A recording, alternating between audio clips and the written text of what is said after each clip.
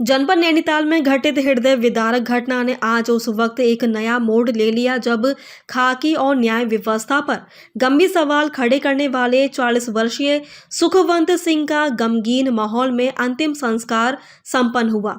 काशीपुर में हुई 4 करोड़ रुपए की बड़ी धोखाधड़ी के बाद न्याय की आस में दर दर भटक रहे सुखवंत ने जब सिस्टम की बेरुखी और उधम सिंह नगर पुलिस के आला अधिकारियों के मानसिक उत्पीड़न से हार मान ली तो उन्होंने फेसबुक लाइव के जरिए भ्रष्टाचार का सनसनीखेज खुलासा करते हुए मौत को गले लगा लिया था।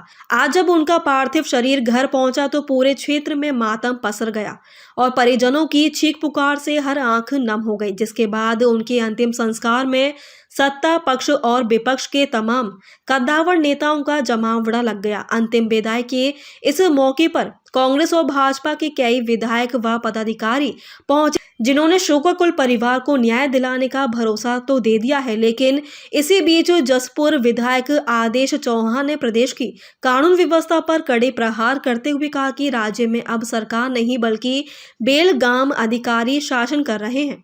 उन्होंने अंकिता भंडारी हत्याकांड जैसे मामलों का जिक्र करते हुए व्यवस्था को कटघरे में खड़ा कर दिया है।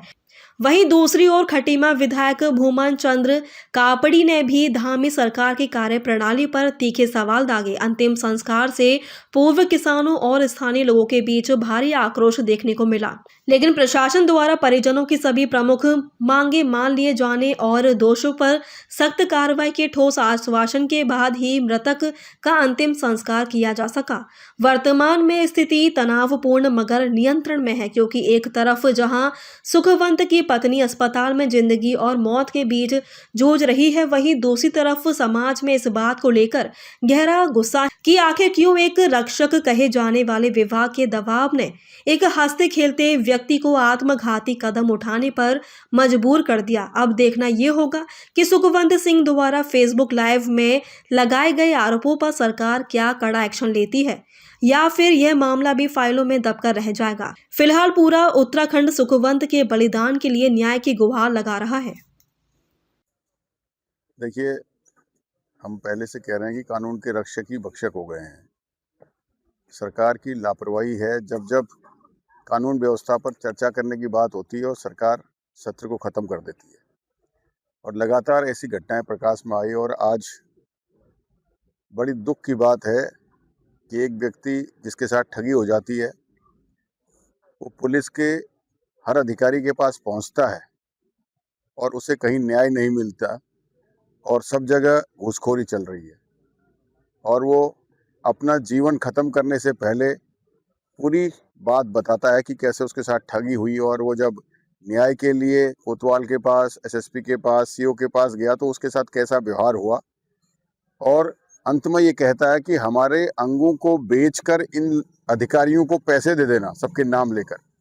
तो बड़ा दुर्भाग्यपूर्ण है, बहुत ही दुख की बात है कि एक तरफ पुलिस की व्यवस्था, जहां एक आम आदमी को ये उम्मीद होती है कि उसके साथ कोई परेशानी होगी, कोई ठगी होगी, कोई अन्याय होगा तो अधिकारी उसे न्याय दिलाएंगे, लेकिन जिनसे न्याय मांगने जा रहे हैं उन्हीं का ये हाल है तो प्रदेश का क्या हाल होगा।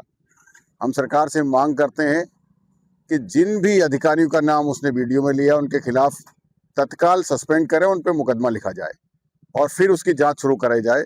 कहीं लीपापोती करके सरकार और अधिकारियों का मनोबल न बढ़ाए। और खासकर उधम सिंह नगर में तो लगातार अपराध बढ़ता जा रहा है। जब तक ये कार्रवाई अपराधियों के और शासन प्रशासन के जो अधिकारी उसमें संलिप्त इनके खिलाफ नहीं होगी तो ये रुकने वाला नहीं है। ये सरकार को संदेश देने का समय है, भ्रष्ट अधिकारियों के खिलाफ तत्काल कार्रवाई होनी चाहिए। देखिए, ये बहुत ही दुखद घटना है। ये एक लड़का है सुखवंत सिंह के नाम से, जो पैगा गांव में रहता है। उसकी कुछ लैंड थी जो उसने बेची, और जो बीच में मिडिलमैन है उन्होंने कहीं ना कहीं उसके साथ धोखा किया, और ये केस बिगड़ता बिगड़ता उस आदमी का कहना है कि वो कई ऑफिशियल्स के पास गया, लेकिन उसको जो हेल्प मिलनी चाहिए थी, जो एक्सपेक्ट करता था, वो नहीं मिली। अल्टीमेटली उस आदमी ने ये इस तरह का डिसीजन लेने के लिए मजबूर हो गया, क्योंकि बहुत ही दुखद है। कल मेरी मुख्यमंत्री जी से बात हुई थी, उसकी मजिस्ट्रेटल जांच बिठा दी गई है, और जो भी दोषी हैं उनके ऊपर इतनी सज़ा, ऐसी सख्त सज़ा होगी ताकि वो आगे कोई ऐसा हिम्मत ना कर सकें। और आगे इस चीज़ का रिपीट ना किया जाए। कोई भी हो एट एनी पोस्ट, किसी भी पोस्ट पे हो, किसी भी सीनियर पोस्ट पे हो, तो वो जब कल्प्रिट होंगे तो सज़ा जो है वो कड़ी से कड़ी सज़ा दी जाएगी। सर्टेन डेफिनेटली सरकार के खिलाफ जाना पड़ेगा। डेफिनेटली कोई जस्टिस मिलेगा। देखिए, हमारा एक होनहार किसान चला गया और ये उत्तराखंड के सिस्टम से हार गया, क्योंकि वो 4 महीने दौड़ता रहा कि मेरे पैसे की ठगी कर ली गई है, मुझे पैसा दिलाया जाए, लेकिन किसी ने उसकी सुध नहीं ली और आखिर में उसने वो थक कर उसने आत्महत्या करनी की। लेकिन आज प्रशासन उसके परिवार ने जो बातें रखी उनको मान लिया गया है। जैसा मुझे बताया कि भाई उन्होंने कहा है कि उनका पैसा वापस रिकवर करा के देंगे और कुछ पैसा उनको शायद उपलब्ध कराया भी, और एक उनको कहा गया है कि भाई उनके खिलाफ FIR होगी जिन्होंने उनके साथ ठगी की। उसकी चेक वो भेज दी गई है, तहरीर लिखकर, उसकी चेक आने वाली है। कार्रवाई होगी, जो पुलिस उसमें दोषी है, और हाई लेवल के अधिकारियों के लिए जो कमिश्नर के जो इन्होंने एक जांच कमेटी बना दी है कि मजिस्ट्रेट जांच होगी, वो सरकार में। लेकिन परिवार संतुष्ट है, मैं इस सिस्टम से संतुष्ट नहीं हूँ, क्योंकि जान जाने के बाद सब समझौते हो रहे हैं, मैं नहीं। लेकिन जब परिवार संतुष्ट है, क्योंकि मैं परिवार के साथ खड़ा हूँ, उस दुखी परिवार के साथ, इसलिए क्योंकि मैं परिवार को उकसाना नहीं चाहता। मैं चाहता हूँ कि परिवार जिसमें खुश है उसमें हम खुश हैं। परिवार ने अपनी सहमति दी है, तब ये अगली कार्रवाई। देखिए, हर घटना में हमारे जसपुर में एक जमीन पर कब्जा हो रहा है, उसमें बीजेपी के नेता का नाम, ठीक, यहाँ हत्या होती है, इसमें सिस्टम बीजेपी के अधिकारी इसमें इन्वॉल्व। अंकिता के मामले में VIP 3 साल 2022 की घटना, आप जाके CBI की जांच हम तब से मांग कर रहे हैं। एक जो है हरिद्वार में घटना घटती है, उसमें बीजेपी का ब्लॉक अध्यक्ष, अभी हल्द्वानी में एक मर्डर होता है, उसमें बीजेपी का पार्षद भी बिल्कुल बेलगाम है, बेअंकुश, मतलब कोई जिस पर कोई अंकुश ही नहीं किसी का, केवल लूट खसोट में लगी है सरकार। और जनता कितनी मरे जिए, इससे कोई किसी सरोकार नहीं है। ये सुरक्षा में फेल, उनको तो केवल क्या है, लूट खसोट का मामला बना लिया है। उत्तराखंड बनाया था, मैं समझता हूँ जिन्होंने बनाया था शहीदों ने अपनी शहादत दी थी कि हम इसका विकास करेंगे, लेकिन विकास नहीं, इसका विनाश हो रहा है। और ये सब जो हमारी वर्तमान सरकार है या उसके प्रतिनिधि, उसमें बिल्कुल सहभागिता है सबकी, सब संलग्न है। भाग्यपूर्ण है ऐसे कुछ लोग जो बिल्कुल मेरे को लगता है कि इस विभाग में रहने लायक नहीं है। वो किसी न किसी माध्यम से यहाँ रह के पता नहीं कौन सी छत्र छाया, कौन सा संरक्षण उनको प्राप्त है कि वो लोग ऐसी ऐसी कुर्सियों पर यहाँ बैठे हैं।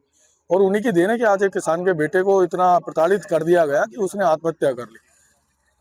ऊपर वाले की दृष्टि अच्छी रही कि पत्नी और बेटा बच गए, और जो ये घटना घटी है इस पूरे क्षेत्र में आज तक ऐसा नहीं हुआ। पूरा देवभूमि को शर्मसार कर देने वाली घटना थी। तो उसमें अब संज्ञान लेते हुए परिवार की जो मांगे थी उनको लगभग पूरा किया गया है, और जो उनका जनहानि हुई है ठगी के माध्यम से, उसका 25% प्रशासन द्वारा परिवार को सौंप दिया गया है। मामले की जांच उच्च अधिकारी से कुमाऊं कमिश्नर को सौंप दी गई है, और जितने इसमें अधिकारी थे, जो ITSO की सबसे ज़्यादा संलिप्तता इसमें रही है, जिनके कारण ये स्थिति उत्पन्न हुई है, उनको तत्काल अभी प्रशासन द्वारा बताया गया कि उनको निलंबित कर दिया गया है, और संपूर्ण पूरी विभागीय कार्रवाई जारी है, और जो इसमें दोषी होगा बख्शा कोई नहीं जाएगा। तो अंतिम शब्द भाई सुगंध जी के हैं, वो ऐसे हैं कि आत्मा को झंझोर देने वाले। आप ये देखिए कि वो किस स्थिति में उसको इतना प्रताड़ित करा गया कि उस उक्त व्यक्तियों द्वारा पहले ही कि भाई मैं, मेरा परिवार ने, हमने आत्महत्या कर ली है, और मेरे पूरे परिवार के पार्ट्स बेचकर इन अधिकारियों को दे देने चाहिए। मतलब आप कल्पना भी करें तो रूह कांप जाएगी। इतनी दयनीय स्थिति में कि एक व्यक्ति 6-8 महीने से आपके दर भटक रहा है, और आप इतने बड़े लापरवाही कर रहे हैं। आज क्या समाज में आपने संदेश दिया है? पूरी खाकी की इज्जत दांव पे लगा दी है, पूरे शासन प्रशासन की इज्जत दांव पे लगा दी है। क्या इसकी पुनरावृत्ति आम जनमानस में हो पाएगी? क्या विश्वास कायम हो पाएगा? अभी उसमें जांच जारी है। कुमाऊं कमिश्नर को जांच सौंपी गई है। माननीय मुख्यमंत्री उत्तराखंड सरकार इसमें स्वतः संज्ञान लेते हुए इस पर पूरे प्रकरण पर नजर बनाए हुए हैं, और उन्होंने पूरा आश्वासन परिवार को दिया है कि जो भी अगर संलिप्तता किसी भी अधिकारी की होगी, कितना भी बड़े पद पर बैठा हो, बख्शा नहीं जाए।